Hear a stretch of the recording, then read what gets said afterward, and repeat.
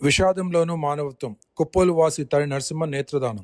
గుర్రంపోడు మండలం కొప్పోలు గ్రామానికి చెందిన తల్లి నరసింహ మంగళవారం సాయంత్రం 4:20 మృతి చెందారు. కుటుంబ సభ్యులు తీవ్ర విషాదంలో ఉన్నప్పటికీ సమాజంపై బాధ్యతతో ఆయన నేత్రాలను దానం చేసి మానవత్వాన్ని చాటుకున్నారు. మృతుని భార్య వెంకటమ్మ, కుమారుడు పరశురాం, కుమార్తె వాణి, సోదరుడు సైదులు, సోదరిమణులు రేణకమ్మ, సైదమ్మలను లయన్స్ క్లబ్ ప్రతినిధులు సంప్రదించి నేత్రదాన ప్రాముఖ్యతను వివరించగా వారు అంగీకారం తెలిపారు. దీంతో రాత్రి 7 గంటలకు lions club of Nalgonda charitable trust eye donation centre technician Bachchalakuri Johnny నేత్రాలను సేకరించారు.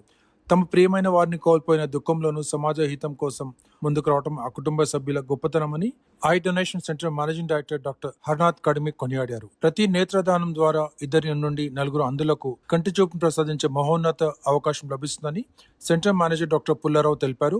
తమ ట్రస్ట్ ఆధ్వర్యంలో ఇప్పటి వరకు 390 నేత్రదానాల ద్వారా 780 కార్నియాలను సేకరించి ఎంతో మంది జీవితాల్లో వెలుగులు నింపామని ట్రస్ట్ చైర్మన్ కెవి ప్రసాద్ పేర్కొన్నారు.